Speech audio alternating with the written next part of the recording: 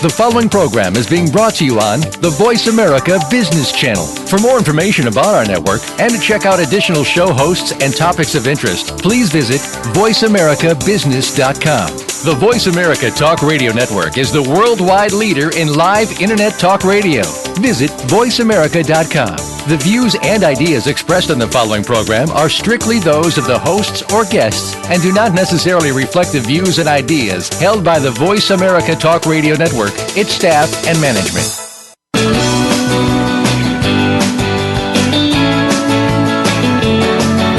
In the past few years, we've heard the term free agents and been told we would all need to become one in order to succeed. The recent economic structures have helped to promote this concept as reality. Where do we get the tools to take control of our career path in the present and future? Welcome to The Career Confidant with your host, Marie Zimenoff. Marie and her guest experts are here to provide you with the tools you need to move forward and achieve your career goals. Now, here is Marie Zimenoff. Welcome to The Career Confidant. We're so glad that you've joined us today. And if you've been listening to the show, you know that we're here to give you the tools and resources that you need to take control of your own career. As companies move quicker and life moves faster, we know that companies are no longer taking charge of your career for you. They really expect you to do that for yourself. And so how do you do that? If you've never thought about it, or you've got your head buried in your work, and all of a sudden you get laid off, or perhaps, hopefully, you just start to think about, things are getting a little stale here. What should I do? That's why we're here. So one of the things that's happening in the career world, and it's been happening for a while, but it's really ramping up, are the idea that recruiters, hiring managers, business owners are using social media to find people who aren't necessarily looking for work. The recruiters in the world today know that most of their best candidates are not actively applying to positions, and so they've started to come up with some pretty creative ways to reach out to individuals who are maybe not even thinking about making a move. What this does for those of you who are thinking about making a move is opens up a whole new opportunity to connect with recruiters and to be visible in a way that might attract someone to you. The best case scenario, right? To have someone contact you out of the blue and ask if you'd be interested in working for them. However, we want to make sure that, one, you're positioning yourself for that to happen, and two, that you're positioning yourself for that to happen in the right way. I talked to a career professional who's working at a workforce center, and she said she keeps getting calls from recruiters to be project manager. Well, that's probably not really that helpful, maybe even annoying for both her and those recruiters who are connecting with her. So how do we get found for the right things, and how do you stand out in what is kind of a noisy online world? Those are the things that we're going to be talking about today. How do you get found on social media? What are recruiters actually doing out there to find people? So the first thing that we have to know is that it's actually happening, right? And this is data from JobVite. They're a system that helps recruiters find candidates, and they also do some research every year to figure out how recruiters are actually finding folks.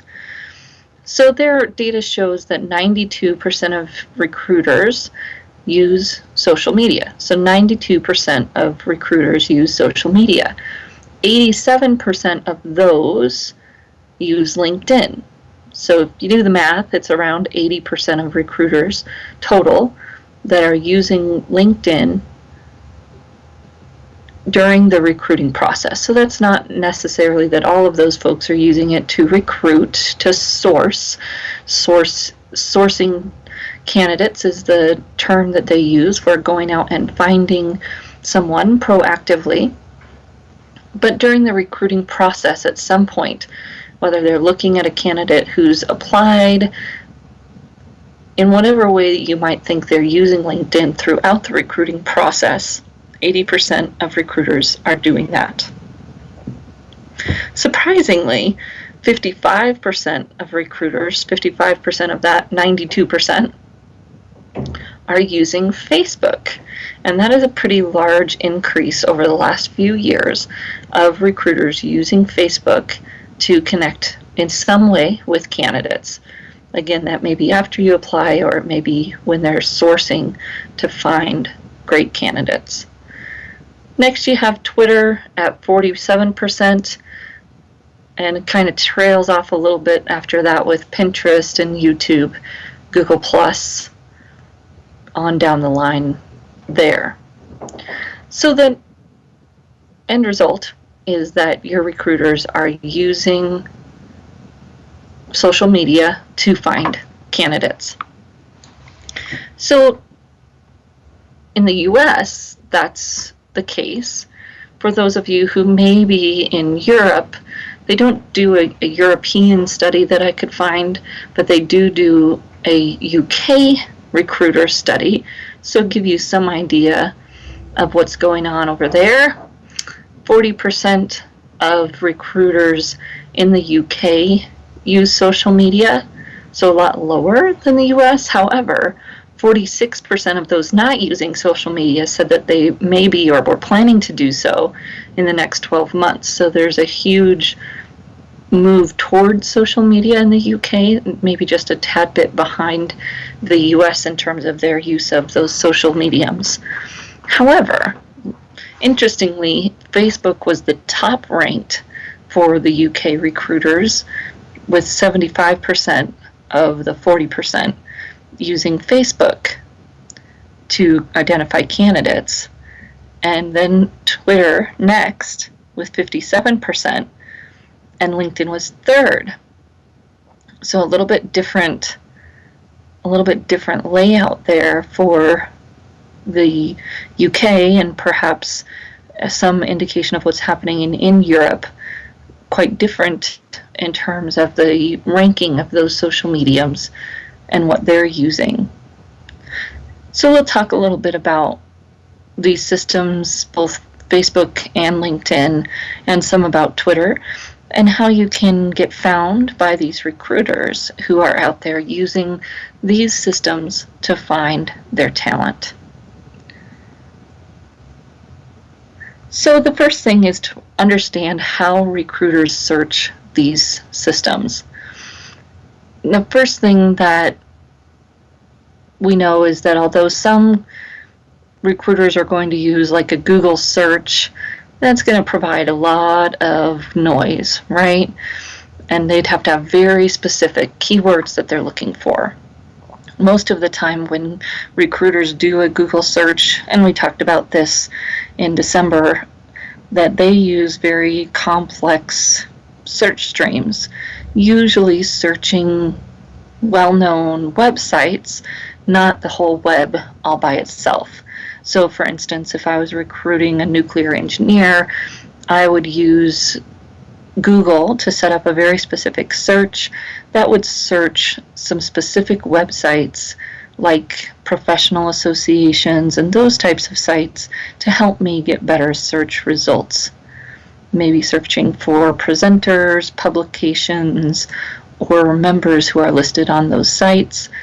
Or, of course, I can search specific websites like Facebook and LinkedIn using that Google platform, the Google search term. Very complicated. I sat in a training with recruiters who are learning to do those types of searches.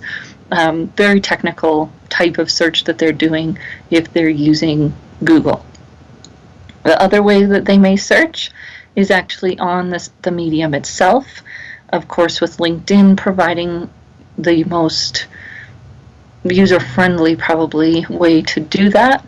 Recruiters can go into LinkedIn just like you or I and use that advanced search tool to search for those candidates, or they can use a system called LinkedIn Recruiter, which is a separate system that pulls from LinkedIn data, but is a separate database, if you will, that they can query and save candidates and use as a sourcing tool that is connected to LinkedIn, but it is a different platform for them to use. Obviously, it has a cost to it, being a separate software, so some recruiters are going to use that, but many are going to try and see if they can do as much as possible with that advanced search function in LinkedIn before paying for something like LinkedIn Recruiter. In both Facebook and LinkedIn, your recruiters are going to be searching within groups, watching for participation, and or searching group listings, group membership listings, although LinkedIn has made that a little bit more challenging. They're going to be using those groups, industry groups, whatever those might be, to try to find candidates in a smaller pool, if you will, a more targeted pool than just LinkedIn as its big old platform that it is. They're also going to use company or competitor search.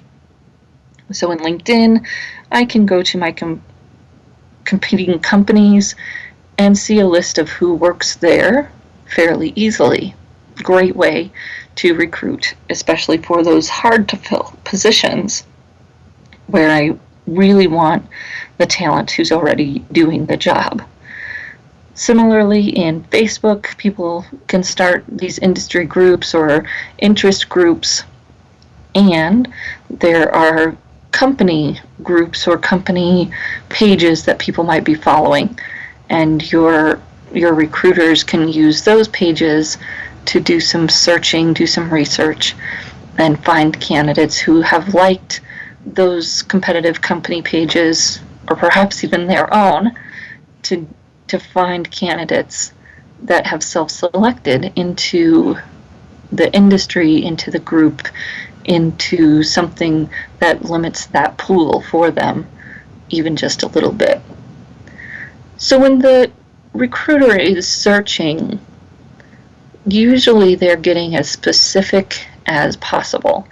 If you can imagine trying to search and find a person out of the 300 million some that are on LinkedIn, that they are going to have to be fairly specific with their search terms to get any kind of meaningful data. And this is usually where, on the job seeker side, we fall short. We don't really think about that specific terms that they'll be looking for and all the different ways that they'll be searching, perhaps not even just based on industry keywords. So when we come back from our break, we're going to dive into a little bit more about how they're searching, what types of keywords they're looking for, so that you can go back to your profiles on these social mediums and make sure you've got the right words in there to get found when someone's searching, especially on LinkedIn or using Google, who prefers LinkedIn. If you search kind of specific keywords on LinkedIn or on Google, you'll find that LinkedIn profiles often rise to the top. That is not by mistake. That is a little love relationship there between LinkedIn and Google. So we'll be right back in just a few minutes.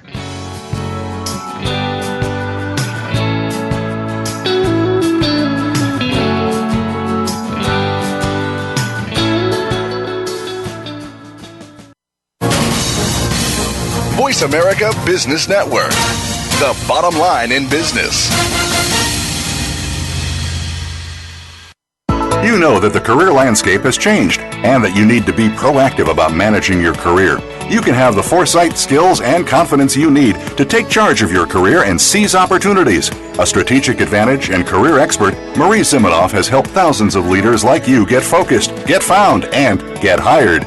Visit getcareersmart.com to find out more. That's getcareersmart.com or call 800-521-2080 to schedule your complimentary consultation.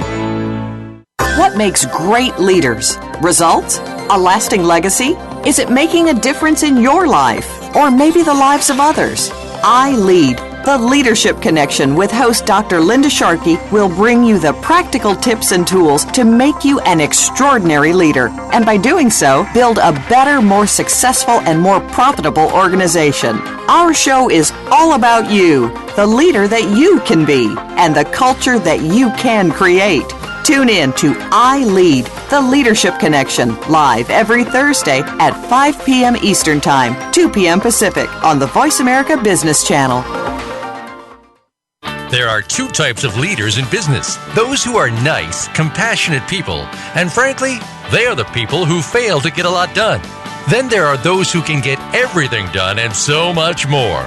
But they are greedy, unethical, and self-centered. The Compassionate Samurai Business Hour with Kathy Fairbanks finds a way to use the best of both types of leaders to help you create a dynamic roadmap to success. Tune in every Thursday at 1 p.m. Pacific Time, 4 p.m. Eastern on Voice America Business.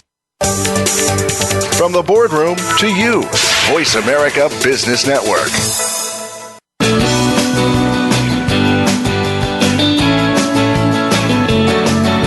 You are tuned in to The Career Confidante with Marie Zimenoff. If you have a question or comment for Marie or her guest today, please call 1-866-472-5790. That's 1-866-472-5790. You may also send an email to marie@astrategicadvantage.com. Now, back to The Career Confidante. Welcome back to The Career Confidante, and today we are talking about how recruiters, hiring managers use LinkedIn to find people, to find candidates, to find the best talent. And I'll be kind of throwing this term around, so it's that idea of SEO, search engine optimization, as well as the idea of sourcing, how your recruiters are sourcing talent, which is an active process, them going out and seeking talent who may not necessarily be looking for jobs and definitely is not applying online to positions that they're posting. So they're going out there and finding these folks to bring into their organizations. So when we think about the ways that we can, quote unquote, get found, we've talked a little bit about LinkedIn. We'll talk more about that. Of course, we can get found on Facebook. Employers are looking there, which we may not be expecting, and you can use some of the same tricks that we'll talk about specifically for LinkedIn for Facebook as well. Maybe a different name to some of the tools there, but a similar idea in terms of how they're looking and how you can get found there. So the first thing to realize is that there are many different things an individual is going to be searching on. And most of the time when people talk about keywords, the first thing that they talk about, or the first thing that you as a candidate, potential candidate, think of are kind of the industry words, the words that talk about what you do. And those are, of course, very important. So if you are a salesperson, having as many different variations of the word sales in your profile, and of course having a good, healthy dose of the word sales itself to help build your keyword, your keyword density, if you will be important. Now in LinkedIn, of course, there's many different places that you can put that word sales, and putting it in your headline may or may not necessarily increase your optimization in terms of where you rank in search. However, it does mean that that's among the first things a person will see about you, therefore increasing your visibility, even if you're search results ranking may be the same. It's really about having that word in density throughout your profile. Again, that headline area being an area that is seen first. So of course it's going to help if you have those critical keywords in that headline area of your LinkedIn profile. On Facebook, your about information there, a little bit different, of course, because you are mixing in the personal, but you want to make sure that in some way in your about profile on Facebook, you're doing the same thing, having some kind of information that would help an individual know who you are, what you do. But it goes so much beyond that. There's also industry. So most recruiters will search based on industry, and the industry drop-downs in LinkedIn are a little bit limiting. And so we have to really think about what makes sense for where I'm headed, for the jobs I want to be found for. What is the industry that makes sense? And you may end up going and doing some research, find those folks who you would consider to be your competitors, or do a search on the keywords you think your recruiters would be doing a search on to find you, and see where you show up, one, and what industry the other people who show up might be using from that drop-down section of industry in LinkedIn. They do use that as a filtering tool, pretty easy way to filter there. So if you're trying to change industries, figuring out how to change that drop-down can be very helpful. Similarly, geography. Most LinkedIn recruiter searches are going to include a zip code filter. Why? Oh, it makes the results so much easier to go through. Being able to get down to the people who are actually living somewhere in the geographic area already makes it so much easier. Of course, that's going to be more important for people who have more general searches that they're doing, or more popular industries to be in. And those recruiters who are searching for something very specific may not have to use geography to get those results down to something manageable. So if you're moving, put that new geography into LinkedIn. Unless you are specifically targeted and you're going to show up in a very specialized search using the US, the United States, as your geography, or whatever other country you're in as your geography, is probably not going to be helpful, because then you won't show up in anybody's results if they're using any kind of geography. So the more specific you can be with your geography there in LinkedIn, of course it might eliminate some things when people are searching, but you may actually show up in some search results, versus being too big and broad. You're not going to have the opportunity to show up in any results unless you happen to show up in results that don't include geography. The other term that people are going to use to search are company names. So again, going back to that idea of competitor research, they're going to use and search by company names and find people who have worked for those companies before. So if you're targeting specific companies, it can be a great way to get into search results by putting those target companies somewhere in your profile. Of course, we have to be careful about that, especially if we're still working somewhere else.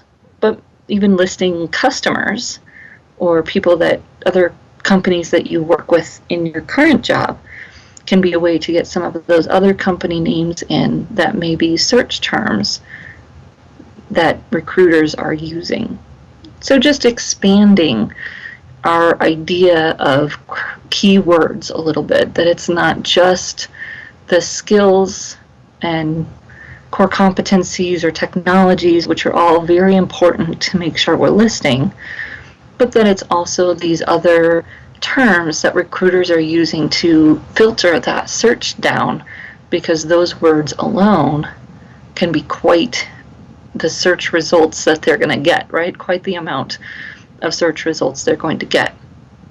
When we are thinking about those skill or core competency words, we want to be as specific as possible, because again, our recruiter is going to get as specific as possible. So if they're looking for an accountant, we want to think about, are they going to be looking for a corporate accountant or a IRS accountant, or what search term might they actually use, because the odds that they'll just use accountant are pretty low.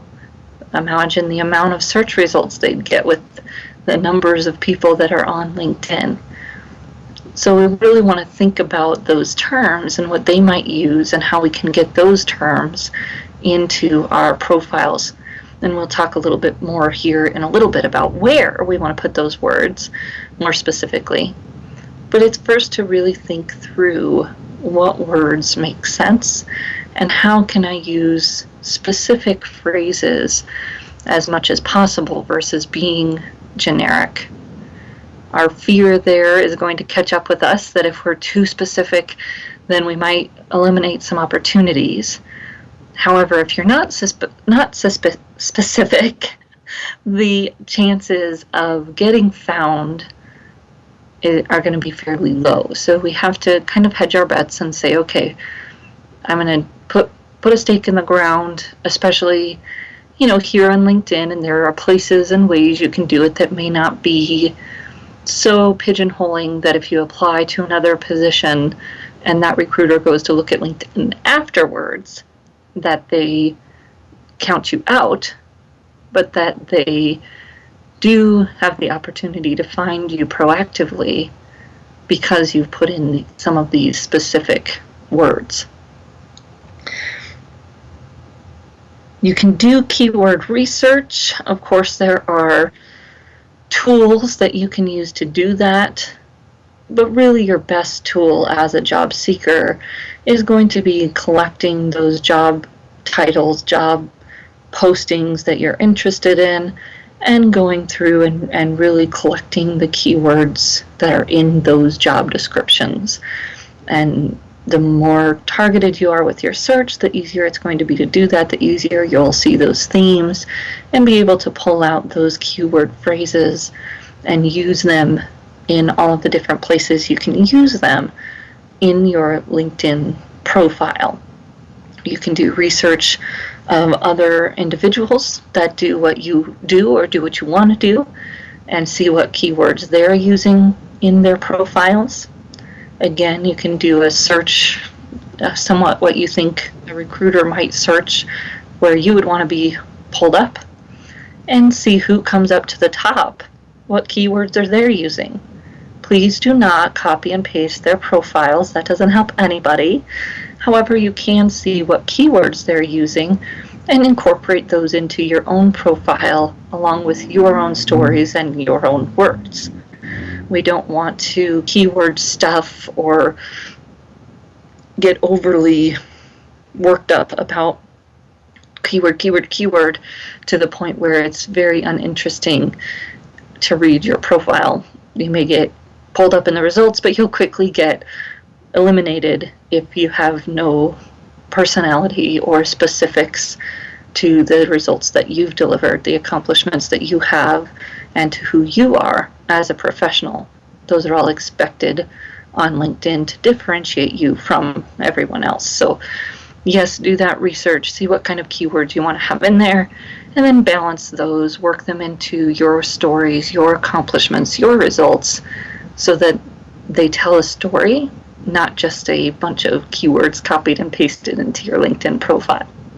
We're going to take a break here and come back and talk about where we want to put those keywords in our profile in just a few minutes.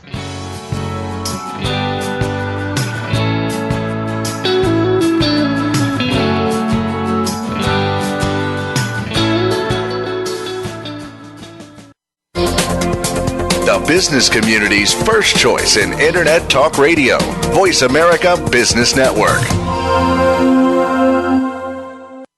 You know that the career landscape has changed and that you need to be proactive about managing your career. You can have the foresight, skills, and confidence you need to take charge of your career and seize opportunities. A strategic advantage and career expert, Marie Zimenoff has helped thousands of leaders like you get focused, get found, and get hired. Visit getcareersmart.com to find out more. That's getcareersmart.com or call 800-521-2080 to schedule your complimentary consultation. The Leadership Hour explores what it takes to become a leader who inspires. Inspirational leaders drive higher creativity, lower turnover, and better quality work. Yet few understand their impact on others. We are blind to what we do and don't do well. Training can help, but only if we know our blind spots. To hear strategies for becoming an inspirational leader, join Christine Cowan-Gascoigne on the Leadership Hour, where leadership and inspiration intersect. Wednesdays at 9 a.m. Eastern Time, 6 a.m. Pacific, on the Voice America Business Channel. Are you a business innovator, or are you just sitting on the sidelines? Tune in every week for Coffee Break with Game Changers, presented by SAP. Host Bonnie D. Graham talks to a cross-section of the movers and shakers who are leading by example. They will share best practices and innovative ideas to keep you thinking and moving along with the best. Join us for Coffee Break with Game Changers, presented by SAP, Wednesday mornings at 11 a.m. Eastern Time, 8 a.m. Pacific Time on the Voice America Business Channel. Voice America Business Network, the bottom line in business.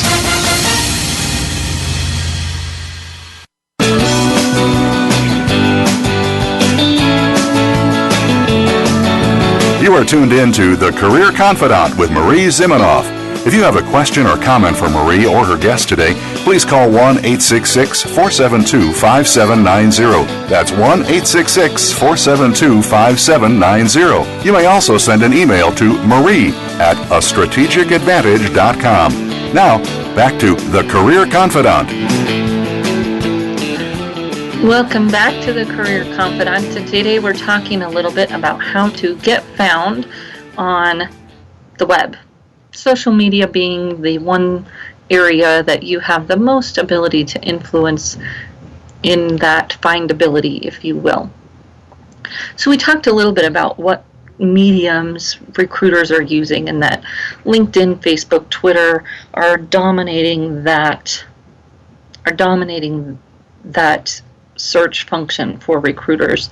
Some of them are using things like Pinterest and YouTube, but at a much lower rate.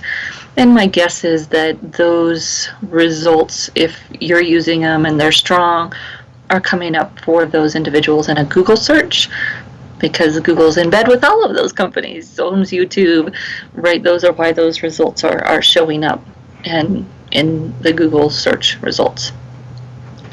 So some of the things you have control over, what can you do? And we've talked about where you find these keywords, with the most obvious being the jobs that you're looking at, and then thinking about ways that your geography, industry, competitor companies may also all be used as keywords, both in LinkedIn and in other mediums, such as Twitter and Facebook. All those mediums are going to allow recruiters to filter based on those search parameters. So how do we once we've figured out what kind of keywords we want in these places, where are some places that we want to make sure they are? So in Facebook and LinkedIn, of course, you can adjust your name. I don't see very many people doing this in Facebook. I do see some people doing it in LinkedIn. For instance, being able to add career coach after your name. So it could be Marie Zimenoff, career coach on LinkedIn. That could be in my actual name field. Of course, there are some keyword density benefits that I get from doing that. However, you also lose something. So there's some pros and cons to doing that. One is that you're actually violating LinkedIn's user agreement in which you promise not to use such things behind your last name. Go back, read it, see it. So that means that they could take down your profile. Doesn't happen very often, right? So maybe fairly low risk. It also means that if someone searches for you, they may or may not be able to find you when they search by your name if you've done that to your profile. Put junk into your last name entry. Because in essence, what you do when you do that is you change your last name from Zimenoff to career coach. So if someone goes into the advanced search and searches for Marie Zimenoff, I actually may not show up in the search results if I've done that. So we want to be aware of the pros and cons of putting keywords in the name field. For me, although I know that keyword density is important, there are many other ways you can get it. I'm not a big fan of putting a whole bunch of junk after your name on LinkedIn. Things go in and out of style fairly quickly. PMP, project management professional, all the rage for a while. Now, kind of a dime a dozen. Having PMP after your last name on LinkedIn may not have as many benefits as it used to, and those benefits may not outweigh the con of you being harder to find by your name. Things like MBA, very similar. Used to be a hot thing, and now it's a commodity. So many people have their MBA. So just kind of weighing those pros and cons of putting quote-unquote keywords after your name in the name field on LinkedIn. Where we do want to include keywords is in that headline, which goes right under your name in LinkedIn. Similar, perhaps, to your bio on Twitter. The headline in LinkedIn is 120 characters. Of course, your Twitter bio being 140. You got limited real estate. You want to make sure you're putting in great keywords. LinkedIn will default to your current title at your current company. Maybe some benefit to leaving part of that in there, but you also want to add in some other very strong keywords, those keyword phrases that you know will be specifically searched by your recruiters. That's where you want to focus for your headline. Some people have those really flashy emojis or icons in their headline, the stars and the things that flash, and it's great for some people. For other people, to me, it's overdone. So think about whether that really makes sense for you before you get all carried away on researching how to put those fun little things in your profile. Some basic ones like stars and arrows and even just a separating bar, those can all be very helpful, and the bar does not get in the way of SEO. That used to be a huge question out there, and we all got worried about, does the bar impact the words after it being found? And no, it's okay. Those words still show up. Connecting words with a slash, of course, could get in the way of your SEO because they're not read as two separate words anymore. So separating them, even if you're going to use a slash, you can separate with spaces there to make sure that those two words are both read in the search terms. Then moving down, of course, you have your summary. And there used to be more people in the camp of a short summary is good. Most people are moving towards now where a longer summary is better, because I not only want your keywords, as we've been talking about, but I also want some personality. You have to balance that keyword piece with something that is truly you, tells me more about you. This is social media, so I want more than just a bleh of keywords. I want more than a copy and paste from your resume. I want a story. I want to know why you do what you do, what's fascinating about you and what you do. It needs to have more personality than that. So if you're going to do both, keywords and personality, it's probably going to take more characters than some short little summary. You do have 2,000 characters in that summary section, so you have quite a bit of space. Please use some of that space to create just that space and make it easier to read. Long, lengthy paragraphs are going to mean that nobody's going to read anything.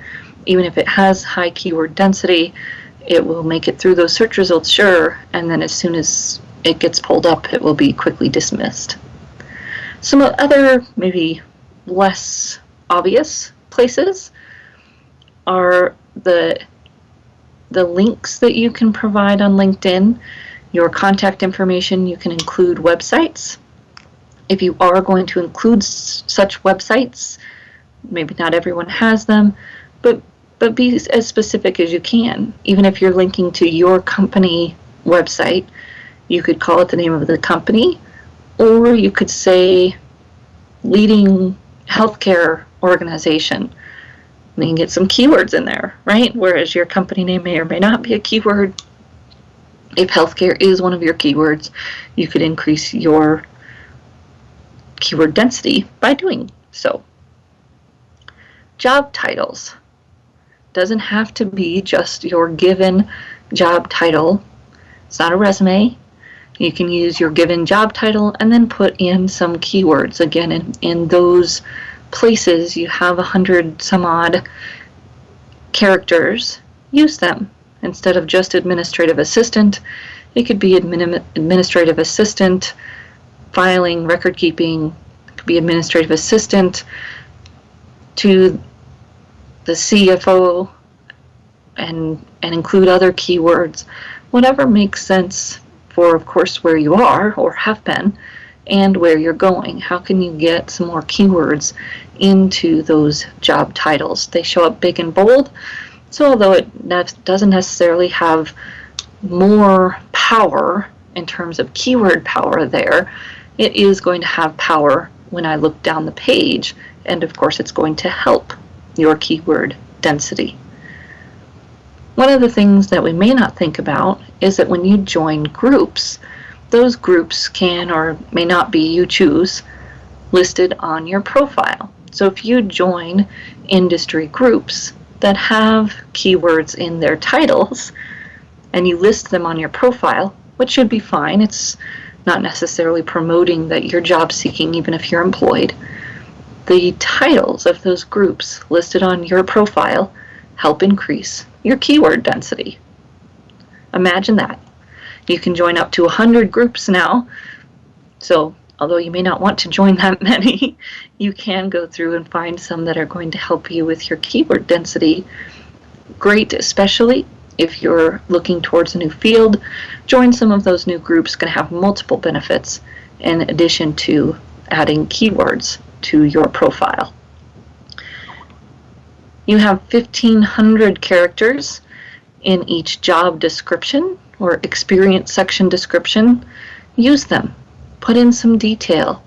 Not only just keywords, which are important, but also those stories of when you've added value, proof, results. Tell someone why it matters. Why should they care about what you've done? Tell them those stories. And then, of course, last but not least here is to think about your LinkedIn URL.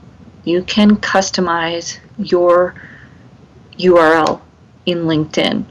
Google it, find out how to do it, makes you look like you know what you're doing on LinkedIn, and of course will increase the keyword density, especially if people are searching by your name, although you can also put industry words in there.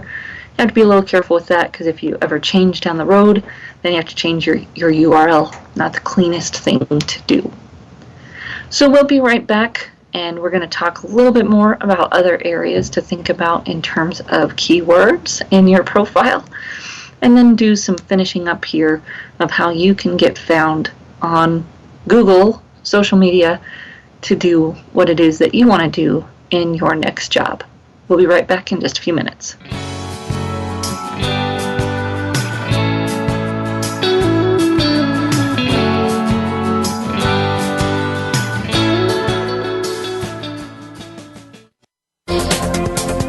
business community's first choice in Internet Talk Radio, Voice America Business Network.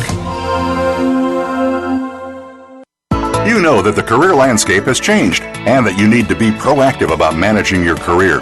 You can have the foresight, skills, and confidence you need to take charge of your career and seize opportunities. A strategic advantage and career expert, Marie Zimenoff has helped thousands of leaders like you get focused, get found, and get hired.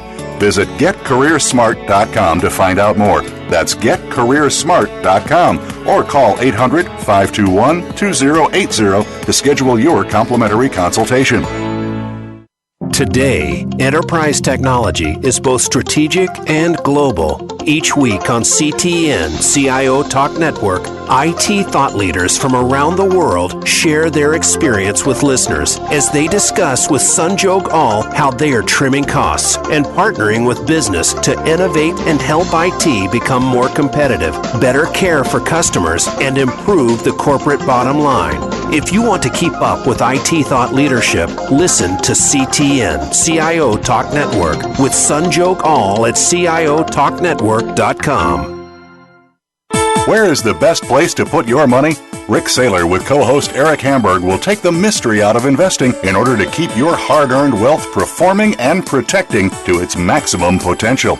Listen for Straight Talk, Clear Decisions, live every Friday at 10 a.m. Eastern Time, 7 a.m. Pacific Time on the Voice America Business Channel. Rick Saylor, smooth financial sailing for the best part of your life. When it comes to business, you'll find the experts here. Voice America Business Network.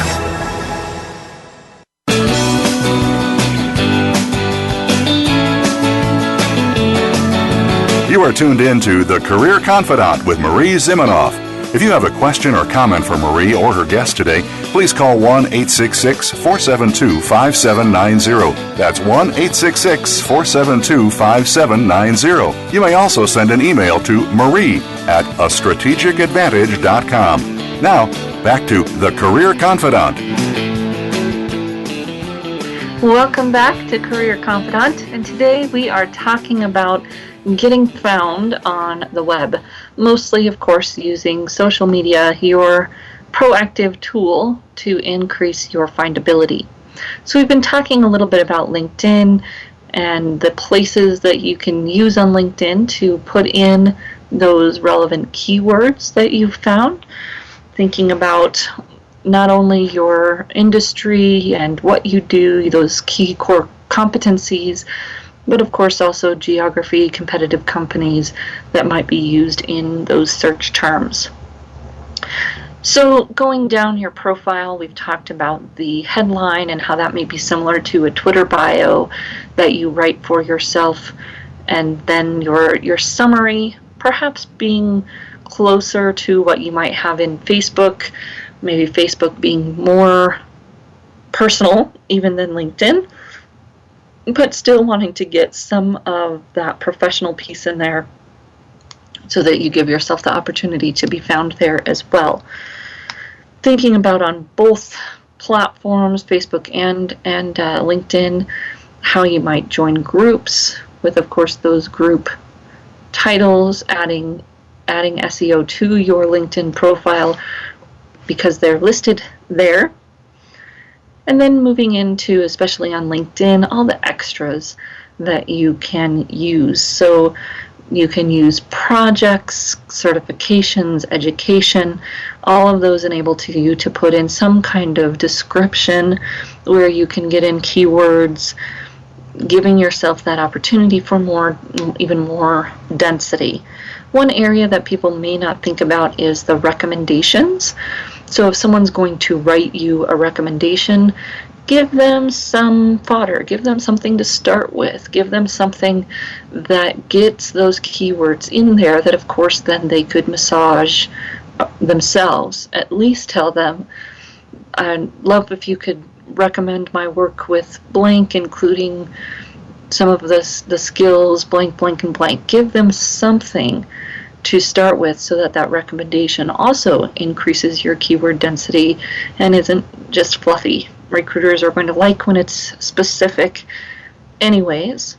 So helping your recommenders make those specific is a good idea. Maybe even little less thought of are the recommendations that you give others, which of course also show up on your profile and can be added to your profile keyword density. So giving recommendations to your peers that are helping them with relevant keywords for them, while also including relevant keywords for you. Great way to increase your keyword density. Although people hate them because they're somewhat meaningless, those skills that you can put in, up to 50 skills, that then you can get recommendations for, you want to be very careful about those as well, putting in those skills that align with the keywords that you want and that are as specific as possible to the keyword phrases you think your recruiters might be searching. And continue to get those endorsements and accept them, because at some point LinkedIn has promised or perhaps threatened that they will be allowing recruiters to search based on the highest endorsed person in a certain set of keywords. Anyways, we won't talk about my opinion about that. There are other things you can add to LinkedIn, one of them being slide share. So putting up slide presentations, PowerPoints, including some kind of write-up about that PowerPoint. You can link that from SlideShare to LinkedIn. Shows up there as a nice little PowerPoint. And since SlideShare is owned by Google, it's another great place to increase your ability to get found on Google. Use good keywords in that presentation description, and voila, you'll find that your SlideShare may be one of the top results for that keyword pairing, especially if it is quite specific. YouTube, of course, similar, although many of us are less inclined to do video. If you simply voice over that SlideShare, doesn't have to be your pretty face on that video. And of course, with Google and YouTube being linked, again, that YouTube video may quickly make it to the top of the stack if you're good at using that specific keyword phrasing in that description of your video. Link it to your LinkedIn profile.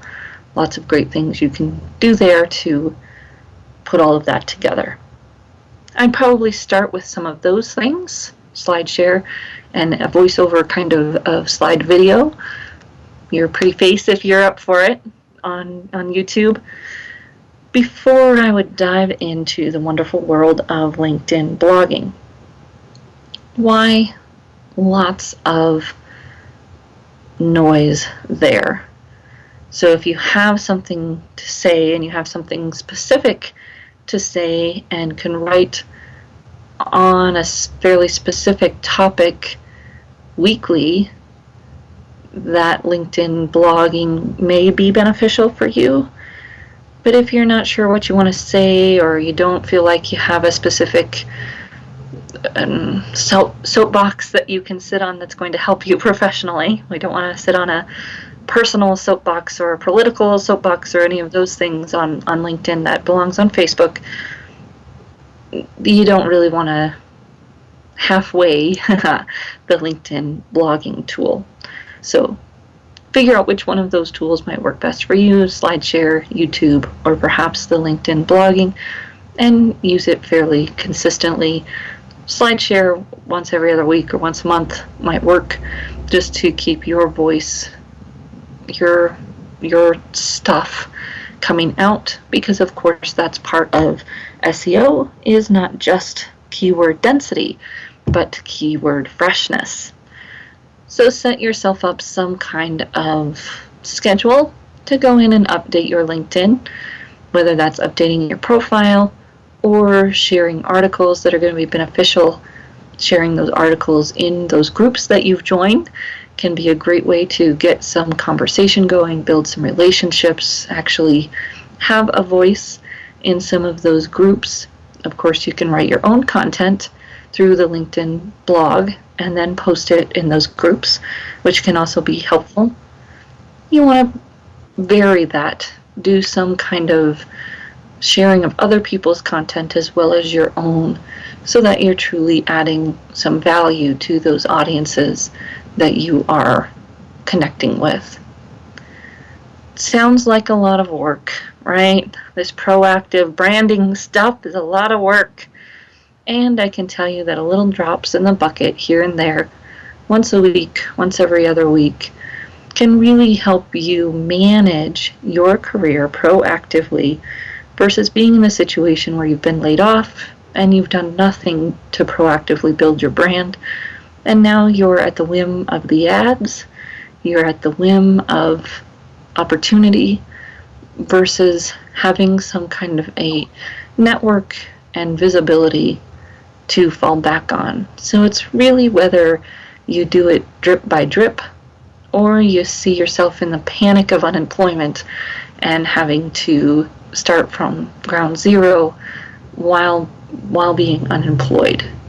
So it can be great ways for you, little by little, even while you're unemployed or while you're employed, to build your visibility and proactively manage your career for your future. If you have any questions or thoughts or other ways that you're proactively managing your career, I'd love to hear them. You can always connect with me at Marie, Marie, at astrategicadvantage.com. And we'll see you right back here again next week for another great episode of The Career Confidant.